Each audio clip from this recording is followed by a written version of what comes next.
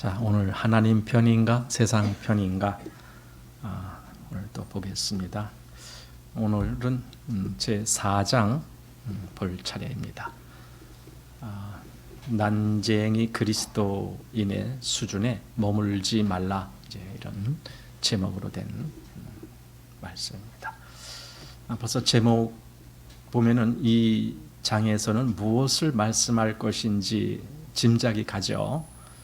난쟁이 그리스도인이란 말은 성장하지 못한 그리스도인이란 뜻이잖아요.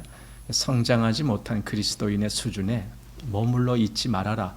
사실 누구든지 처음에는 다 그 수준에서 시작을 하거든요. 누구든지. 그렇지만은 어떤 사람은 정말 쑥쑥쑥 이렇게 자라가는 사람이 있는가 하면은 어떤 사람은 거의 자라지 못하고 제 수준에 있는 그런 사람들도 있겠죠. 이제 그런 성도들이죠. 성도들이 있는데 바로 그런 부분에 대해서 지금 지적을 해주고 있는 겁니다. 그 난쟁이 그리스도인의 수준에 머물지 말라. 자, 그러면서 여기 이런 말을 이제 서두에 붙입니다. 영적으로 완전해져야 한다고 믿는 사람이 있는가? 그리스도를 닮기를 정말로 원하는 사람이 있는가? 날마다 그분을 더 닮기를 원하는 사람이 있는가? 영적 난쟁이 수준에서 벗어나 그리스도의 장성한 분량의 사람이 되는 것을 열망하라. 그러니까 앞에서 3번의 질문을 하고 정말 이런 것을 원하는가? 그렇다면은 이제 4번째 해답이에요. 열망하라. 이 해답입니다. 열망하라.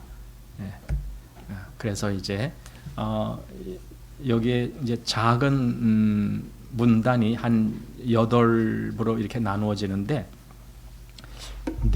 앞에 4번의 문단은 현대 그리스도인들에 대한 진단이 나오고 있어요. 진단. 그리고 뒤에 4번에 대해서는 그럼 이제 어떻게 할 거냐, 나아갈 방향, 그것을 제시해 주고 있는 것이 이제 5장부터 8장까지입니다. 그래서 이게 원래 한 번에 1장부터 8장을 다 해야 되는데 다 하자니 조금 분량이 많아요. 그렇다고 이게 1장에서 4장하고 그 다음에 또 5장에서 8장하고 이렇게 나누어 하자니 분량이 또 너무 적어요. 그래서 이거 어떡할까. 그냥 많아서 한 1시간 한 20분 하는 것보다는 짧게 그냥 한 3, 40분 하는 것이 더 좋죠. 그게 더 좋을 거예요. 그래서 그냥 오늘은 그냥 짧게 해야 좋겠다. 이제 이런 제가 가끔 미리 짧게 한다라고 말은 해놓고 해보다 보면은 또 1시간 넘어가고 그러기도 하지만 어쨌든 오늘은 한번 이 부분을 좀 보겠습니다. 오늘 그래서 1장에서 4장 정도 한번 볼까 합니다. 결론부터 말씀드린다면은 이 책이 말하는 것은 현대인의 그 기독교인들의 수준이 한마디로 수준 미달인 경우가 허다하다라는 거죠. 대부분이 수준이 미달된다. 그것은 우리가 보더라도 그러는 것 같죠. 우리라고 다른 이야기를 하겠습니까? 지금 이분이 말하는 것이나 우리나 대동소이하다라고 생각이 됩니다. 그래서 우선 오늘은 이분이 보는 그 영적인 진단, 현대 그리스도인들의 그 위치, 그 모습이 어떤가라고 하는 그런 모습들을 우리가 같이 나누고자 합니다. 자, 작은 1번, 영적 갈망에 찬물을 끼얹는 사람들. 그러니까 조금 아까 앞에서 뭔가 이런 완전함을 원하는 사람이 있는가, 또 그리스도를 닮기를 정말 원하는가, 이런 사람이 있을 때 열망을 가져라. 정말 그분을 닮는 위치까지 성장하기 위한 열망을 가져라라고 했는데 이런 열망을 가진 사람들에게 찬물을 끼얹는 사람들이 있다라는 거죠. 그 이유는 어떤 사람들이 보기에는 이런 열망을 가진 사람들이 뭐라고 할까요? 너무 지나치다 이렇게 생각될 정도로 보이는 것 같아요. 지나치다. 그렇게 극성스럽게 믿냐? 이런 얘기. 극성스럽다. 이런 표현하거든요.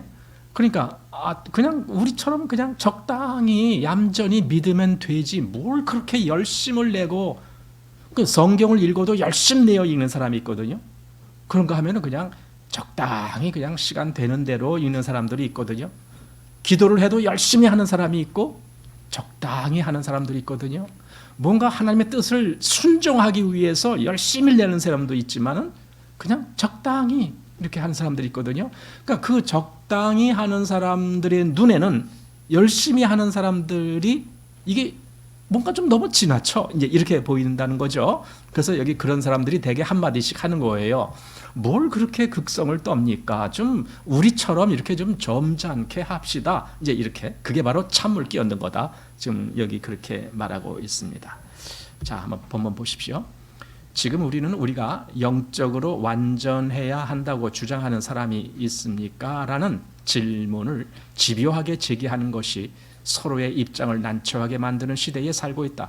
그러니까 이런 질문 자체를 하고 또 거기에 대한 대답을 하고 한다는 것이 이게 서로 간에 뭔가 좀 아주 난처하고 그래요. 차라리 이런 질문이 없었으면 좋겠는데 지금은 이런 질문을 하는 시대가 돼버렸기 때문에 우리가 뭘 그렇게 극성스럽게 영적으로 성장해서 완전한 수준까지 가야 된다라고 뭘 그렇게 말합니까? 자꾸 이렇게 말하는 그런 시대에 있기 때문에 이런 것에 대해서 말한다는 것이 좀 그렇다라는 겁니다. 자, 심지어 복음주의자들의 진영에서조차 영적 완전함의 문제를 제기하면 많은 사람들이 신경을 곤두세우고 불편해한다. 자, 여기서 이제 우리가 조금 짚어야 될 것이 영적 완전함이라고 하는 말이 있습니다. 영적 완전함이라는 것은 여기서 말하는 것은 물론 절대 기준은 아닙니다. 왜냐하면 인간으로 절대 기준의 하나님의 그 완전함에 갈 수 있는 사람은 없지요. 그런데 문제는 성경에서 우리 보고 온전하라 이런 말을 계속 하잖아요. 그러면 그 온전함의 기준은 뭐냐라는 거예요. 저는 이것이 하나님이 우리에게 허락하신 기준이다 이렇게 생각해요. 하나님이 우리에게 허락하신 기준. 우리는 완전할 수 없어 자꾸만 이렇게만 말하려고 하는데 그게 아니라 하나님이 우리에게 말씀을 해주시고 우리에게 허락하신 그 위치가 있다고요. 그럼 거기는 갈 수가 있는 거 아닙니까? 이제 이 얘기예요. 그래서 우리는 그런 이야기를 좀 하게 됩니다.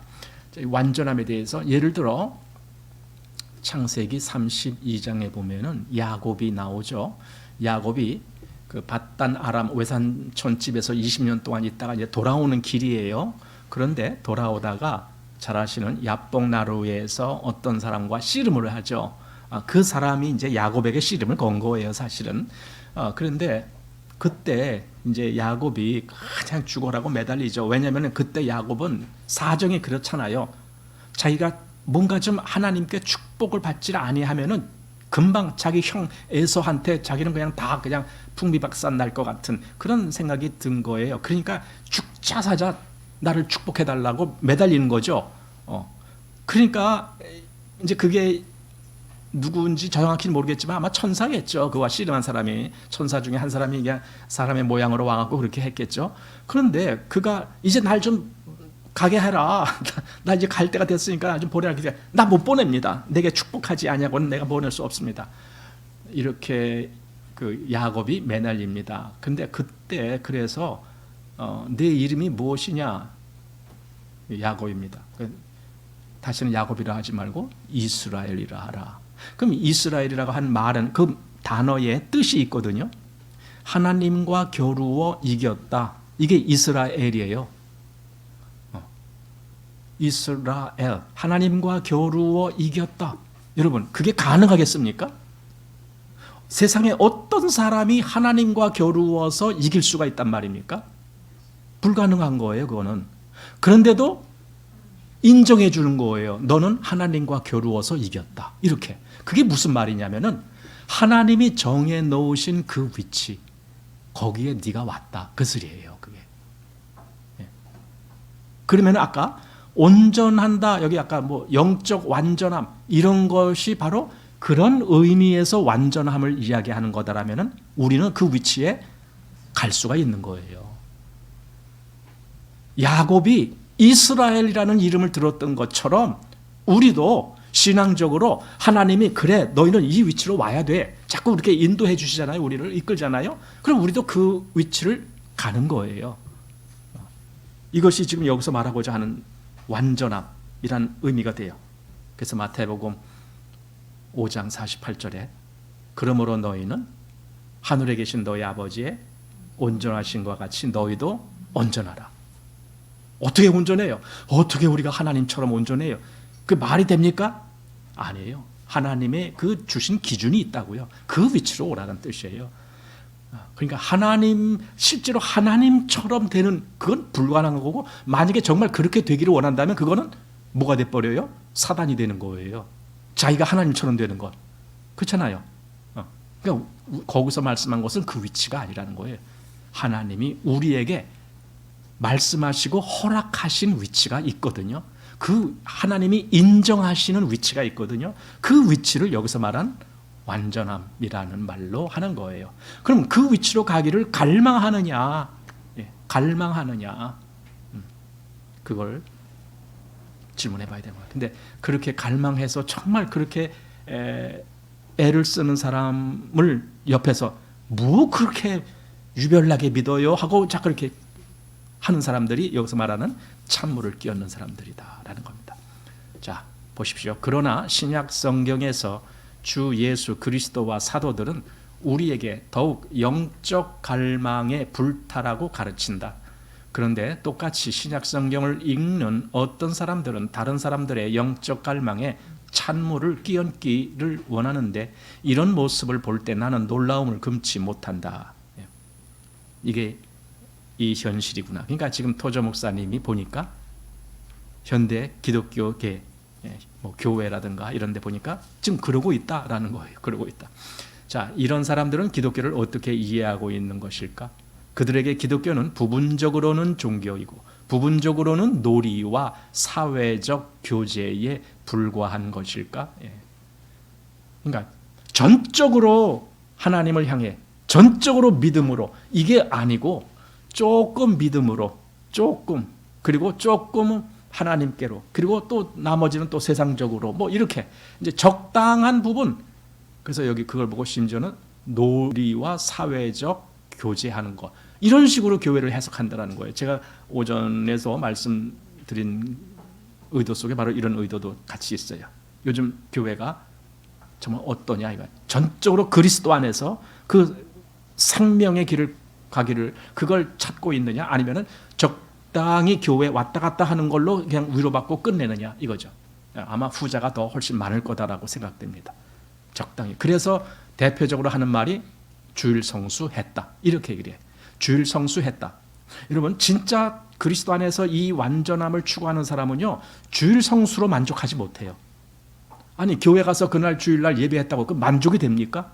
내가 정말 하나님 안에서 이 풍성한 어떤 영역에 들어가기 전에는 만족이 안 되는 거잖아요. 그게 맞는 거지. 어떻게 주일 성수했다라고 만족하고 맙니까? 그러니까 진짜 하나님을 믿는 사람과 그냥 형식에 왔다 갔다 하는 사람과는 그건 비교할 수가 없죠. 자, 이 사람들은 뭐 기독교를 부분적으로 종교, 부분적으로 놀이와 사회적 교제에 불과한 것일까? 그렇게 여긴단 말인가? 교회를 또는 신앙을, 이런 거죠. 그래서 그들은 우리의 영적 삶이 장차 주어질 더 큰 생명을 준비하기 위한 전쟁이라는 기독교의 교훈을 받아들이지 않는 것인가? 지금 우리가 이 땅에서 신앙인으로 살아가는 것은요, 무엇을 위한 준비를 하고 있는 거예요. 그게 지금 여기 다시 한번 이 앞에부터 우리의 영적 삶이 장차 주어질 더 큰 생명을 준비하기 위한 전쟁이라는 기독교적 교훈. 우리는 지금 전쟁하고 있어요. 영적 전쟁을 하고 있는 겁니다. 그리스도인들은 다 영적 전쟁을 하는 사람들입니다. 그래서 우리 보고 하나님의 전신갑주로 무장하라라고 말씀을 하고 있는 겁니다. 왜? 전쟁을 할 테니까. 요즘 전쟁하는 거 곳곳에서 보잖아요. 지금은, 옛날에는 그냥 세계대전이 있다라고 해서 쾅 터졌지만 지금은 국지전으로 세계가 지금 전쟁을 하고 있는 것 같아요. 제일 먼저 러시아 우크라이나 전쟁부터 시작해서 우크라이나가 전쟁하니까 직접 거기 가서 뭐 군대를 파견하지 못하더라도 막 무기를 막 뒤에서 대주고 막 그러잖아요. 우크라이나에 대주고. 그러니까 러시아도 러시아에 또 무기를 대주는 북한도 있고 막 그러잖아요. 뭐 중국에서도 알게 모르게 아마 도움도 줬을 것이고 그런 거 또 이란 같은 데서도 무인기 그거 이란에서 처음에 들어왔잖아요. 그래서 한참 또 싸웠고 그래. 그러니까 지금 세계가 그렇게 말하자면 세계 전쟁을 하는데 대리전을 한 거죠. 러시아하고 우크라이나하고 이렇게 직접 자기들이 가서 싸운 건 아니지만은 뭔가 이렇게 후원을 하면서 대리전을 하게끔 말하자면 일종의 세계 대전이에요. 이것도.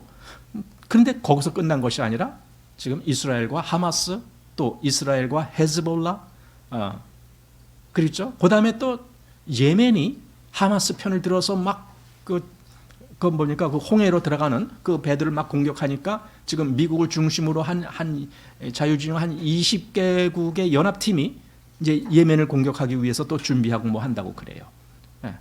또 여기저기서 막 산발적인 도발, 이라크 내에서 그 이라크에 그 미군 기지가 있는데 그 같은 이라크에 있는 말하자면 반정부의 어떤 그 세력이죠. 그들이 그 미군 기지로 뭐 로켓탄을 공격하고 막 이런 거 있어. 그래서 또 미국이 또 그 이라크에 있는 그런 반군 기지들을 또 공격하고 이겁니다. 그러니까 그런 반군들 배후에는 가장 큰 세력이 이란입니다. 이란. 어제입니까? 그제입니까? 어제 같은데. 그 요르단이라는 나라가 있습니다. 이스라엘 나라 바로 동쪽에 그 요단강 건너편에 있는 나라가 요르단이라는 나라입니다. 그 요르단은 처음에 1차 중동 전쟁 일어날 때는 아랍편에서 갖고 이스라엘을 공격했던 나라예요. 그런데 그 다음에 이제 요르단은 점점 이렇게 좀 뭔가 공격하는 그런 과격한 양상을 띠질 않고 이제는 아마 중동에서 가장 얌전한 나라 중에 하나가 요르단입니다. 지금. 그런데 그 요르단이 그 위에 시리아가 있거든요. 그 시리아를 어저께쯤 뭔가 전투기를 동원해 갖고 또 공격을 했어요. 시리아를. 여기서 이렇게 공격하고 서로 하는 그 이면에는요. 이제 이슬람권의 그 파가 있기 때문에 그래요. 시아파냐, 수니파냐 이런 것이 있습니다. 그저께죠. 그 이란에서 살레이마니 누구 있잖아요. 왜 한 4년 전에 죽은 사람. 이란에서 아주 영웅적인 그런 대우를 받는 사람인데 미국이 그때 그 사람만 딱 지목해갖고 그 사람만 죽게 했잖아요. 뭐 이상한 거를 아주 희한한 뭘 쏴갖고. 그래갖고는 지금 이란에서는 그 사람 죽음 사주기를 이제 기념해서 뭐 그 사람 무덤이 있고 뭐 이런 거기서 이제 모여갖고 막 이렇게 추도식을 하겠죠. 사주기라 그랬으니까. 그런데 거기서 폭발이 일어나갖고 100명이 넘는 사람이 죽었다 그러잖아요. 그러니까 처음에 이란은 이거 미국하고 이스라엘이 이거 한 짓이다 이제 딱 그랬는데 얼마 안 있다가 누가 이거 우리가 했어 하고 딱 발표했어요. 누가 그랬어요? IS가. 그럼 IS는 뭡니까 또? 그들도 역시 그 이슬람파 중에 하나예요. IS. 근데 지금 이란은 시아파의 맹주라 그래요. 시아파. 그래서 이란, 그 옆에 시리아, 뭐 여기 이라크 여기 전부 그 시아파들이에요. 이란에 파벌이 있어요. 이 파벌이 왜 생겼느냐 하면은 거슬러 올라가야 돼요. 그 이슬람의 그 뭡니까? 시자, 마호메트. 그 마호메트의 그 후계를 누가 계승할 거냐? 그거 가지고 파벌이 일어난 거예요. 그래서 시아파도 생기고 수니파도 생기고 그런 거거든요. 그래서 시아파의 맹주가 이제 그 이란이고 수니파의 맹주가 사우디아라비아예요. 사우디아라비아니 여기 이집트니 뭐 요르단이니 이런 게 다 이제 수니파예요. 그들이 그렇게 아주 IS가 수니파예요.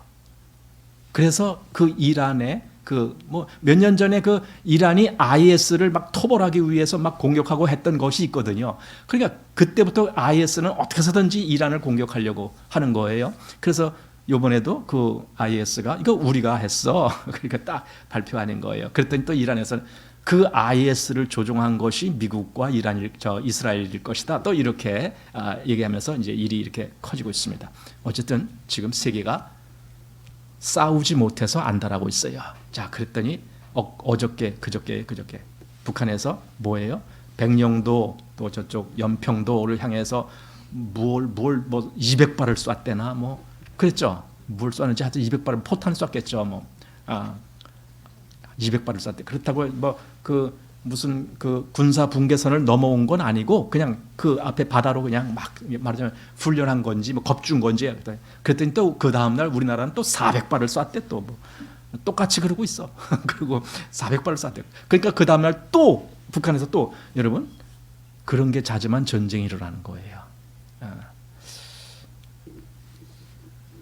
어쨌든 지금이 세계적으로 막 이렇게 뒤숭숭하고 막 여기저기서 어떤 국지전이 일어나고 막 하니까 나도 한번 해볼까 하고 얼마든지 생각할 수 있는 이때. 그래서 이제 아마 올해 내지는 내년에 중국이 대만하고 또 뭔가 결전을 한번 벌일 것 같고 막 이런 거예요. 왜냐하면 지금 세계 그 눈이 저 이스라엘이니 중동이니 그다음에 저 뭐 우크라이나니 뭐 이런 데로 막 거기다 또 만약에 우리나라까지 무슨 일이 생기면은 또 이런 데 신경 쓰느라고 대만에 신경 쓸 틈이 없다.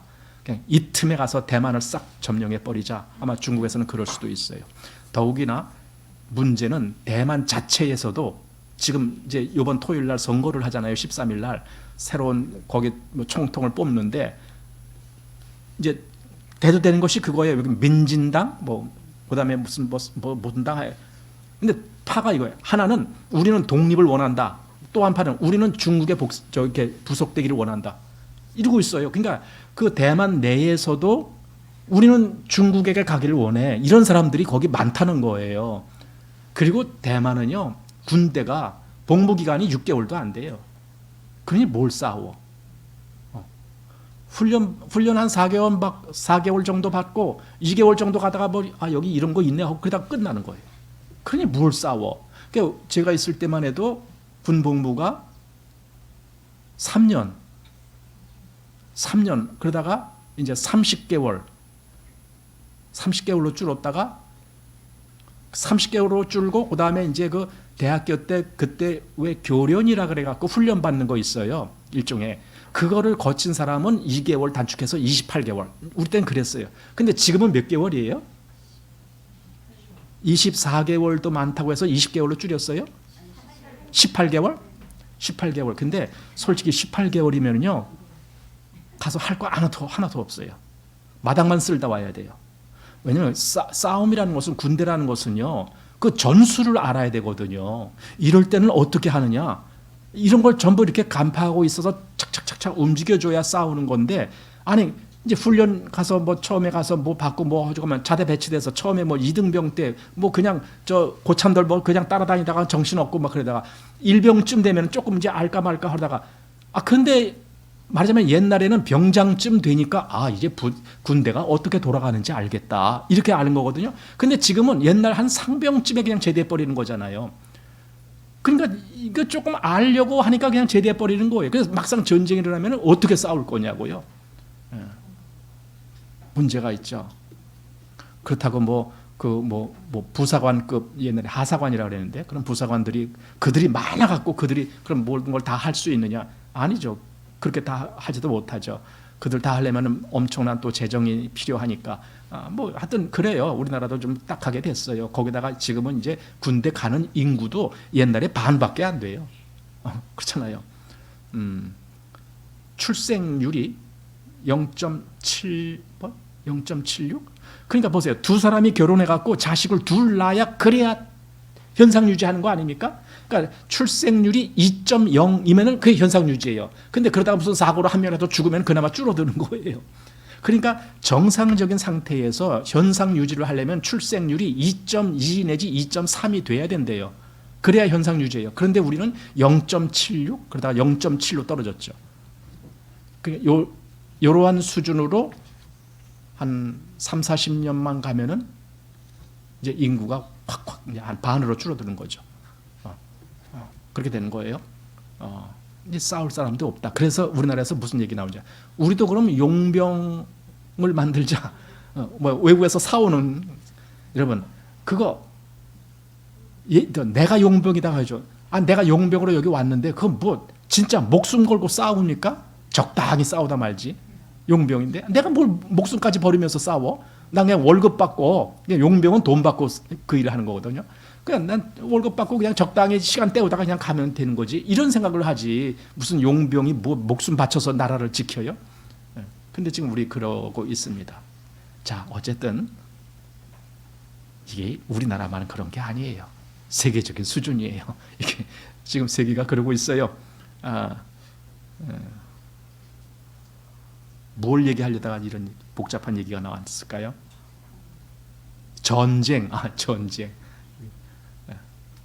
우리는 영적으로도 전쟁을 하기 위해서 지금 그 준비를 하고 있는 상태입니다. 그래서 영적인 군사들입니다. 민수기가 바로 그겁니다. 민수기. 싸움에 나갈 만한 자 20세 이상으로 싸움에 나갈 만한 그들을 수를 세라. 나머지는 수에 들어오지도 않아요. 그죠? 싸울 만한 사람만 수에. 그건 뭐냐? 하나님이 인정하시는 영역이다라는 거예요. 인정해요. 그리스도인은 그런 사람들이라야 된다. 자, 그래서 명심하라. 우리가 그리스도의 십자가의 본질적인 의미를 받아들인다면 우리가 십자가를 지고 가서 그 위에서 죽고 부활하여 살아야 한다는 것을 정말 깨닫는다면 우리는 영적 승리를 얻겠다는 열망에 불타서 앞으로 계속 나아갈 것이다. 그러니까 정말 우리가 그 마음이 있다면 그 마음. 그러나 강렬한 영적 갈망에 대해 불만을 느끼는 어떤 사람들은 다른 사람의 영적 완전함을 향한 열망에 제동을 걸어야 한다고 느낀다. 그리하여 그들은 종종 그 사람에게 광신에 빠져서는 안 된다라고 그리고 찬물 끼는 거예요. 광신이라는 겁니다. 정말 그 마음이 완전히 주님을 향해서 가는 사람 보고 광신자라고 불러요. 물론 이단자들처럼 진짜 광신도 있죠. 진짜 광신. 하지만 순수하게 그리스도를 추구하는 사람을 광신자라고 그렇게 몰아가는 그런 경우도 있다라는 겁니다. 중세에 그 마녀 사냥이라는 거 우리 듣잖아요. 마녀 사냥이 있었다. 종교적으로 그냥 기존의 그 기득권이라고 할까요? 자기들이 추구하는 그런 영역에서 벗어난 사람들. 근데 이들이 추구하는 것이 정말 온전한 거라면 좋을 텐데 그게 아니라 그냥 어떤 틀과 형식에 의해서 그렇게 종교 생활을 하고 그리고 거기서 벗어나서 정말 순수한 어떤 신앙을 찾아가는 사람 보고 그들을 마녀라고 불러요. 그래서 마녀니까 저 마녀는 잡아다 죽여야 돼. 그래서 화형을 시키는 거예요. 그렇게 해서 화형당한 사람들이 많다니까요. 저번에도 말씀드렸잖아요. 그 최초로 성경을 영어로 번역한 사람이 윌리엄 틴데일이라는 사람인데 아니 성경을 영어로 번역했는데 그게 마녀입니까? 그게? 마녀짓입니까? 그 사람을 불러다가 화형시키는 거예요. 이것이 중세에 있었던 이야기들입니다. 근데 여기서 지금 그렇게 뭔가 오직 주님을 향해서 나 정말 주님을 향해서 가겠습니다. 이런 사람들을 두고 광신자다 이렇게 하는 사람들이 요즘 있다. 자, 이것이 광신인가? 두 번째 제목이 그렇습니다. 한 가지만 물어보자. 하나님을 온전히 사랑하고 그분을 온전히 찬양할 수 있을 때까지 영적으로 전진하기를 원하는 것, 그게 광신인가? 이렇게 질문하면은 아니지, 그건 광신이 아니지, 그게 맞는 거지, 이렇게 대답이 나와요. 그러나 실상 그런 사람을 보면은 광신자라고 매도를 한다라는 거죠. 마음속에서 거룩한 기쁨이 끝없이 솟아나는 것, 그게 광신인가? 예, 여기 마음에서 거룩한 기쁨이 끝없이 솟아나는 것, 여러분 우리는 이걸 우리에게 질문을 해봐야 됩니다. 나는 이런 기쁨이 있는가? 이런 기쁨이 있는가? 내 마음속에 이 거룩한 기쁨이라고 말할 수 있는 이 기쁨이 늘 계속 내 마음을 지배하고 있는가? 예, 이거 질문해봐야 됩니다. 왜냐하면 신앙생활이 너무 메마르기 때문에 그래요. 메말라. 예, 날마다의 삶이 하나님과의 어떤 교류와 거기서 나오는 이 기쁨을 맛보기보다는 메말라요. 여러분 오늘 점심에 뭐 드셨습니까? 떡국에 만두가 들어갔습니다. 근데 참 여러분들 제가 이렇게 보기에 참 불쌍해요. 왜 불쌍하냐? 만두의 참 맛을 보질 못했기 때문에. 왜냐하면 어저께 저희 집사람하고 이제 만두를 벌써 두 번째 만들었나 올 겨울에 우리 만두 잘 만들어 먹어요. 어저께 만드는데 이제 저희 집사람이 그 만두를 뭐 반죽하고 무하고 속하고 해서 그다음에 또 이제 빚어갖고 뭐 해서 이제 만두 만들어요. 그럼 저는 뭐 하냐면 이제 찌는 거예요. 찌는 것만 해요. 저는 찌는 겁니까? 삶는 겁니까? 김으로 하는 거 찌는 거라 그러죠. 찌는 거야. 그걸 쪄갖고요. 이제 저도 찌는 거 도사가 됐어요. 딱 해놓고 딱 10분 하면은 딱 알맞게 익어요. 10분. 그거 쪄갖고 김이 확 날 때 뚜껑을 탁 열고 이제 건져서 한바탕 찬물로 샥 끼얹어요. 그러면 이게 겉이 쫄깃쫄깃해져요. 달라붙지도 않고. 이제 비결을 알았죠? 그리고는 여기저기 좀 터진 거 있으면 골라내는 거예요. 터진 것도 가끔 있거든요. 그럼 터진 건 어떻게 할까요? 즉석에서 먹는 거예요. 그 맛이 기가 막힌 거예요. 근데 여러분들은 그런 맛을 오늘 못 보고 그냥 국에다 넣어 있는 거나 맛보셨으니까 제가 참 이 좋은 것은 맛을 못 봤다니 이제 그걸 같이 맛볼 수 있었으면 참 좋았을 텐데 저희는 거기서 만두 만들 때에는요 밥을 안 먹어요. 그걸로 그냥 때워요. 왜? 너무 맛있으니까. 어떤 때는 뭐 한 10개도 넘게 먹어요. 아무리 먹어도 질리지도 않아. 그 정도로 맛있어요. 금방 쪄서 먹는 만두가. 뭔가 그 기쁨, 그때 막 쪄갖고 그 만두를 촥 이렇게 입에다 깨물었을 때 저희 집사람이 이제 이번엔 만두를 그렇게 크지 않고 작게 만들었잖아요. 집사람이 이걸 그냥 한 입에다 넣고 그래서 깨무니까 더 맛있네. 왜? 그 딱 입에다 넣고 탁 깨무니까 그 속에 그 즙이라고 하나요? 그 과일 같은 거 즙이 있잖아요. 깨물면 그 즙이 그 속에서 막 이렇게 솟아 나오는 게 그게 아주 별미거든요. 그게. 그래서 그렇게 먹으니까 참 좋다. 그렇게 이제. 근데 이제 오늘 같이 이렇게 먹으면 이미 이제 말랐던 만두를 먹는 거예요. 하루 지났잖아요. 그러니까 맛이 별로예요. 이제 별로는 아니죠. 그래도 좀 맛은 있었지. 그렇지만 그 첫날 거와는 좀 다르다 이겁니다. 그 기쁨. 말하자면 제가 지금 말하고 싶은 것이 그거예요. 그 속에서 나오는 그 만두 속에서 나오는 그 어떤 맛을 풍미를 해주는 그 뭡니까? 그 물기 있는 그 어떤 것 뭐 이런 것. 신앙에도 그게 있다는 거예요. 내가 주님과 그 찬송가 저 장미꽃 위에 있을 그 제목이 영어로 In the Garden이라는 제목인데 거기서 우리 서로 받은 그 기쁨 알 사람이 없도다. 우리 서로 나와 주님과 교제하면서 받은 그 기쁨 다른 사람은 모른다. 만두 금방 쪄서 먹어본 사람만 알듯이 그겁니다. 이제 그런 것을 광신이라고 할 건가라는 겁니다. 아니죠. 우리도 그런 기쁨 맛보길 원합니다. 이래야 되겠죠. 또 여기 아멘 아멘이라는 말을 입에 달고 사는 것이 광신인가? 이거 잘못하면은 진짜 광신이 있어요. 아멘도 습관적으로 괜히 잘못하는 사람이 있습니다. 아무 의미 없이 그냥 입에서 말하는 사람도 있습니다. 하지만 그게 아니라 진짜 마음이 늘 감동이 돼갖고 아멘을 한다라면은 그게 무슨 광신인가? 또 날마다 하나님의 뜻에 따라 살아 이 세상에서 이미 천국을 누리며 사는 것 그게 광신인가? 이 세상에서 사는 것이 천국 같은 그런 마음으로 산다. 그게 광신인가? 만일 그런 것이 광신이라면 구약의 족장들, 율법과 시편의 기자들, 그리고 선지자들, 또 신약의 기자들의 신앙도 모두 광신일 것이다.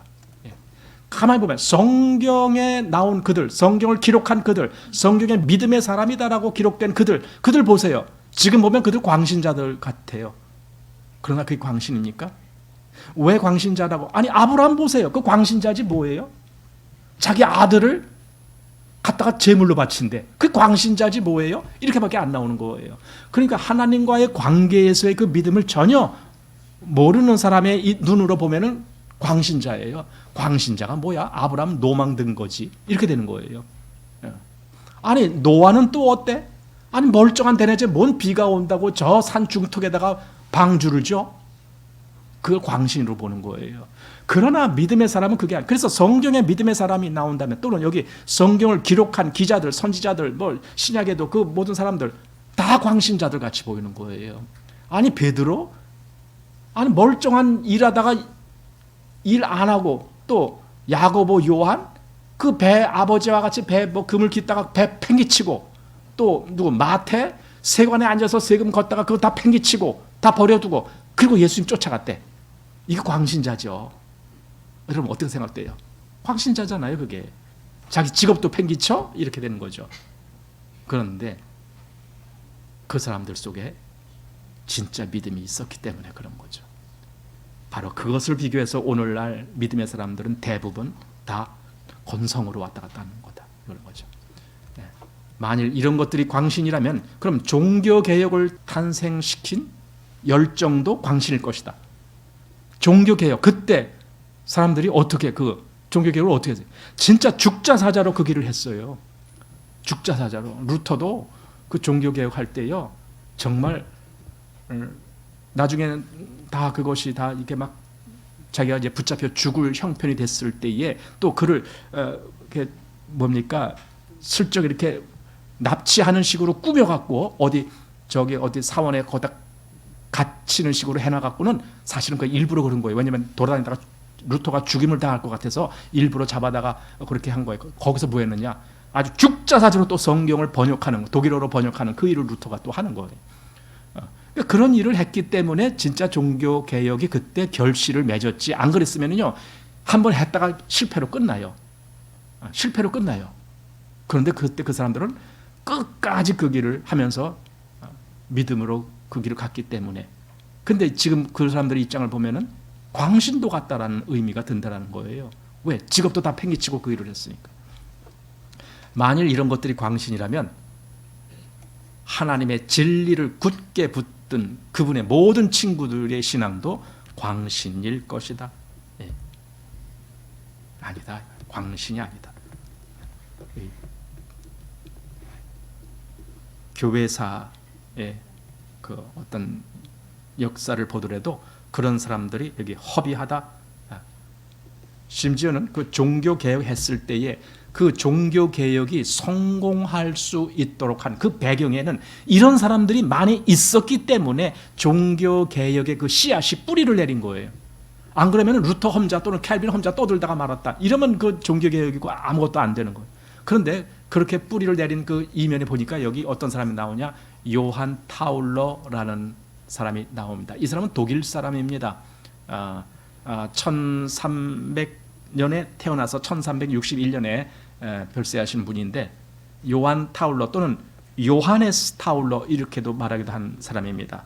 근데 사실 여기서 말하는 이 사람들은 그 당시에는 다 뭐예요? 카톨릭 신자들이에요. 그 당시에는 종교개혁 이전이니까 개신교가 없었어요. 다 가톨릭이에요. 그런데도 거기서도 순수하게 정말 하나님을 찾고 그 일에 열심을 냈던 그런 사람들이 있었기 때문에 루터가 종교개혁을 성공할 수가 있었다.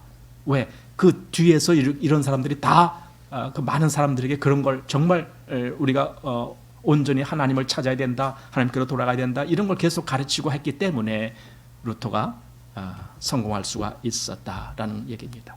그래서 성경을 깊이 연구해보라. 그러면 성경의 기자들과 선지자들이 하나님의 뜻을 따르겠다는 열망으로 충만했다는 사실을 알게 될 것이다. 예, 그들에게는 그 마음이 있습니다.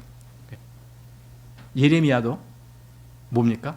내가 이제는 다시는 하나님의 말씀을 전하지 아니하겠다라고 그렇게 마음을 먹고 한번 그렇게 해보니까 그 마음이 어떻게 됐다고요? 속에서 불타는 것 같이 그냥 막 그걸 못 견디는 거예요. 전하지 않고는 못 견디는 거예요. 그런 마음이 생길 정도로 됐다라는 거죠. 기독교의 유산으로 내려오는 위대한 경건 서적들 한번 읽어보라고요. 그들이 어떻게 살았는가. 그들은 다 영적 완전함을 갈망했다라는 걸 보게 됩니다. 자, 바로 이런 사람들이 믿음과 사랑과 경건으로 충만하여 놀라운 책을 썼다. 그래서 우리가 지금 그런 책들을 보는 거예요. 그렇게 열망했던 사람들의 책, 그런 걸 보는 거예요. 이제 여기서도 조금 이따 예를 들겠지만은 이 뒤에 예를 듭니다. 뭐냐면은 우리가 전에도 얘기했던 무지의 구름 또는 미지의 구름, 이렇게 두 가지로 말해요. 무지의 구름 또는 미지의 구름, 그렇게 얘기하는데 그 책을 썼던 그 작자가 누군지도 몰라요. 하지만 그 내용을 보니까 이 사람은 진짜 하나님을 찾아가는 아주 열정으로 가득 찬 사람이었다. 이제 그 얘기를 하는 거예요. 여기서. 자, 그래서 이제 3번 수준 비달. 현대의 그리스도인들이 범하는 잘못이 있는데 그것은 기독교 복음의 진리에 관심 있는 채 하는 것이다. 기독교 복음 진리에 관심 있는 채 한다. 아마 그들은 관심 있는 채 하지는 않고 진짜 관심 있는 것처럼 뭐 할 거예요. 그렇지만은 그게 진심이 아니다는 거예요. 온 마음을 써서, 전심이 아니라는 거죠. 온 마음을 써서 거기에 집중하는 그런 것이 아니고 적당히 대충 어느 정도까지만 이렇게, 그러니까 그게 말하면 그렇게 하는 채 하는 거라는 거예요. 하나님을 알고 싶어도 적당히 그냥 조금 그래 성경도 좀 보다가 설교도 좀 듣다가 뭐 이러다가 그냥 끝나는, 이게 그렇게 하려고 하는 채 하는 거예요. 그 수준. 이게 현대 그리스도인들이 대부분 이러고 있다라는 거예요. 그러니까 누가 보면은 저 사람도 기독교인이고 저 사람도 꽤 알려고 뭐 하고 있고 그래요. 그러나 실상으로 진실을 알아본다라면 그 사람은 그러고 있는 채 하고 있는 거예요. 그래서 수준 미달이라는 거죠. 자, 당신은 설교자가 여러 가지 방법으로 설교의 수준을 영적으로 무지하고 둔감한 자들의 수준으로 끌어내리고 있다는 사실을 아는가? 설교자 책임이 사실 큽니다. 저는 그걸 느껴요. 사실 제가 목사된 이유 중에 하나가 그거예요. 설교를 하는 목사들이 너무나 뭔가 그 진실된 핵심을 말하기보다는 그냥 사람들 듣기 좋은 소리로 감동이라고 그러는데 이건 영적인 감동이 아니라 육적인 감동. 그 감동, 육적인 감동을 주는 것. 괜히 눈물 찔끔 나게 만들고 열정적으로 뭐 하게 만들고 이런 그런 감동이나 주고, 그리고는 헌금 많이 하라고 추구이나 하고 뭐 이런 것. 그런 것들을 저는 어렸을 때부터 많이 보았어요. 그러다 보니까 어느 이제 때가 됐을 때에 나에게 이제 그런 기회가 자연스럽게 온 거죠. 이게 물론 내가 목사 되기 전에도 이렇게 뭔가 잘못된 것 이런 것 때문에 내 마음에서는 늘 어떤 그 갈증이 일어나고 그래서 더 말씀을 찾으려고 애를 쓰고 이런 그런 시간들이 있었죠. 이제 그런 시간이 있다 보니까 하나님이 또 이런 일도 하라라고 이렇게 하신 것 같아요. 그런데 어쨌든 설교자들의 책임이 너무 큰 거예요. 교회가 올바로 가느냐 아느냐 핵심은 설교자에게 있죠. 설교자가 어떤 설교를 하느냐. 여기서 말하는 대로 그저 여기 현대 설교자들이 어떻게 해요? 청중을 몇 명 더 끌어모으기 위해서 농담을 던지고, 그러니까 농담이 뭡니까? 재미있는 소재거리로 뭔가 이렇게 하는 거예요. 또 예화를 들고 그 농담거리 같은 예화, 그래서 웃겨주느라고 바쁘다. 웃겨주느라고. 그러니까 설교를 할 때 최소한 뭐 성도들이 뭐 몇 번 이상은 웃어야 된다. 뭐 이런 얘기도 있어요. 웃어야 된다. 그래야 그 설교가 잘하는 설교다. 하나님의 말씀을 어떻게 진실되게 전달하느냐, 거기에 좌우되는 것이 아니라 얼마나 웃길 수 있느냐, 여기에 좌우되는 거예요. 이런 식으로 설교를 얘기한다는 거예요. 웃겨주느라 바쁘다. 이건 정말 큰 문제입니다. 아마 그렇게 하면은 나중에 더 하나님께 그 책임을 당할 거예요. 설교자는 책임이 더 크죠. 일반 청중보다. 그래서 나는 오늘날 교회에서 벌어지는 일들에 대해 솔직히 말하고 싶다. 많은 설교자들은 하나님을 갈망하는 사람들의 수준에 맞추어 복음을 적용하지 않고 아주 육신적인 사람들의 수준에 맞추어 복음을 적용한다. 사실 저 입장에서도 그런 느낌이 와요. 뭔가 하나님 편에서의 말씀만을 전한다라는 생각보다는 때로는 좀 수준을 낮춘다라고 할까요? 뭔가 듣는 사람들의 수준을 맞추어서 듣는 사람들도 그냥 실증 안 내고 들을 수 있는, 적당히 이렇게 뭔가 싫지 않게 들을 수 있는 그런 식의 어떤 말씀을 좀 전하는 그런 것을 좀 생각하고 막 이럴 때가 있단 말이에요. 그게 무서운 거죠. 정말 하나님을 찾는 사람들을 맞추질 못하고, 여기 어떤 사람들을 맞췄느냐 보니까 여기 하나님 나라의 한 귀퉁이를 이빨로 물고 매달려 있는 저급한 난쟁이 성도들의 수준에 맞춘다. 하나님 나라 그 전체를 갈망하고 그 전체를 원하는 사람이 아니라 저 끝에 구트머리 하나 이빨로 좀 깨물러서 겨우 매달려 있는 그 수준으로 설교를 한다라는 거죠. 그런 사람들을 듣고 하하하 하고 웃게 만들려고. 많은 교회들이 기독교에 물을 타버렸기 때문에, 기독교라는 핵심에 물이 타버리면 이게 싱거워진 거죠. 맹탕이 된 거죠. 그러니까 뭐예요? 그게 독이라도 사람 죽일 수 없고 약이라도 사람을 고칠 수도 없어요. 왜? 물 타버렸기 때문에.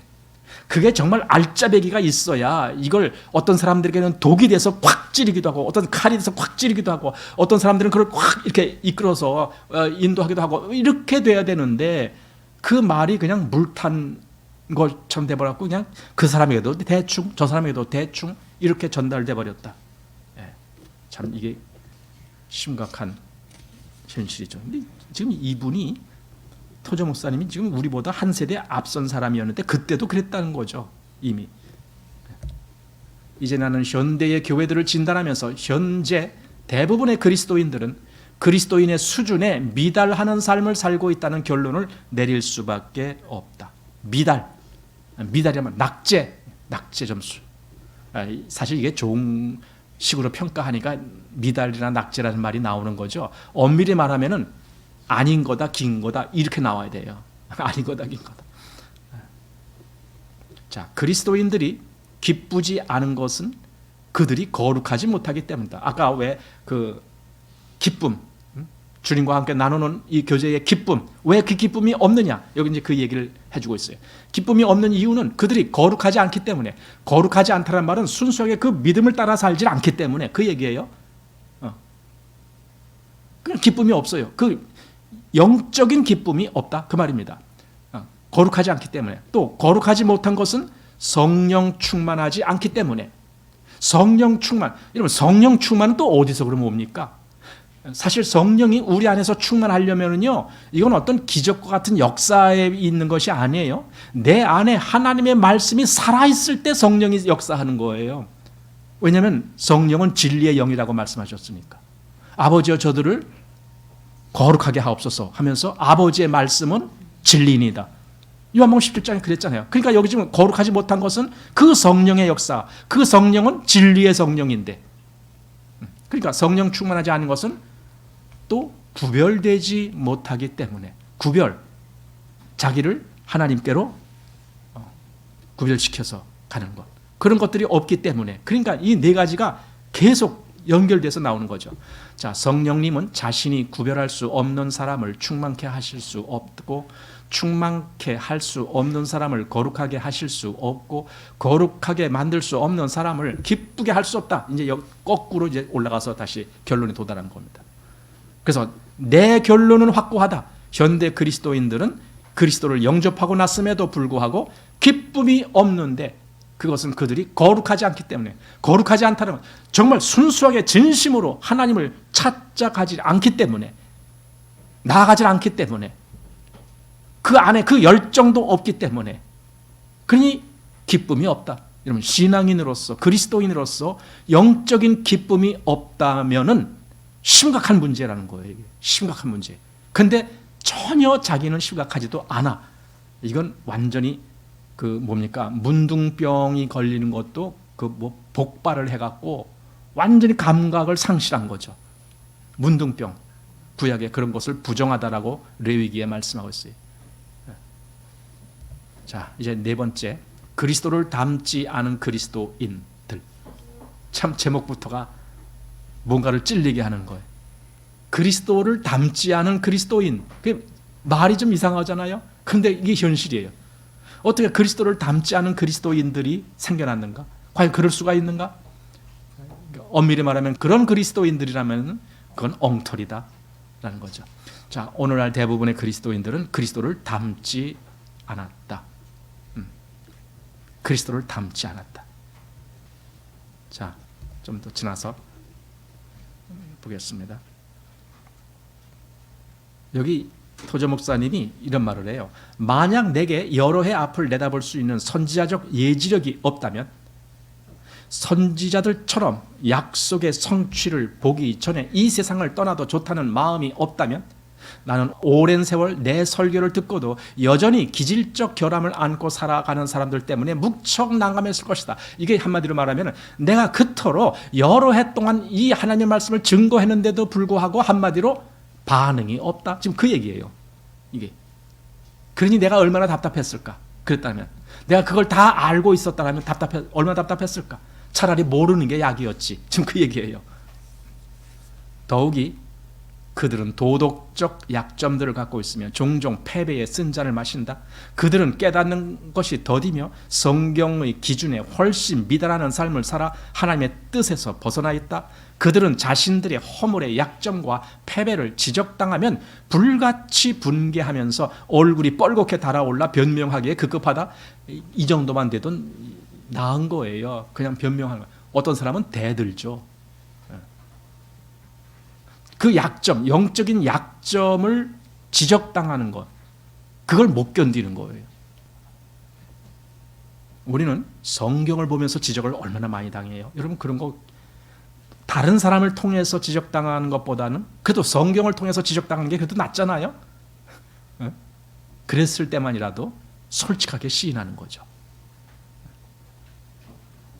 자, 그래서 복음서를 보면 우리 주님도 많은 사람들의 사랑이 식을 것이라고 말씀하셨다. 또 요한계시록에 나오는 7 교회들 보면 거기 교회로서의 기능은 유지하지만 처음 사랑을 버리거나 미지근하여 영적으로 크게 잘못된 교회들이 등장한다. 그죠? 에베소 교회가 처음 사랑을 버렸고 라오디게아 교회가 미지근한 교회가 됐고 그랬죠. 그 상태로 만족할 건가? 아니면은 성경은요, 그런 사람들 보고 회개하라. 요한계시록에 그랬잖아요. 회개하라. 그렇지 않으면 내가 이렇게 너에게 이런 진노를 하겠다. 회개하라. 그런 얘기를 요한계시록 교회들에게 한 것을 보게 됩니다. 자, 그리고 신약을 읽어보라. 예수님이 사람들 가운데 거하며 그들을 섬겼을지라도 그분 가르침은 완강히 거부하는 이들이 여전히 있었다. 그러니까 예수님 때에도 가르침을 거부하는 사람들이 있었다라는 겁니다. 오늘은 여기 4장까지 하는 걸로 하겠습니다. 한 30분에 끝날 줄 알았더니 거의 1시간 다 됐습니다. 그래서 오늘은 진단, 현대 그리스도인들에 대한 진단, 한마디로 영적 수준의 미달이라고 하는 진단을 내린 겁니다. 여러분, 미달이라고 했는데도 가만히 있으면 안 되겠습니다. 그러면 안 됩니다. 가만히 있을 것이 아니라 그러면 어떻게 해야 되겠습니까? 라고 해답을 찾기 위해서 갈망을 해야 되는 겁니다. 그래야 그 다음에 나오는 이제 해답의 문제에 의해서 내 마음이 꽉 꽂히게 되는 겁니다. 그래서 우리가 그 마음으로 또 다음에 이 뒷부분을 또 볼 수 있게 되기를 바랍니다. 자, 마치겠습니다.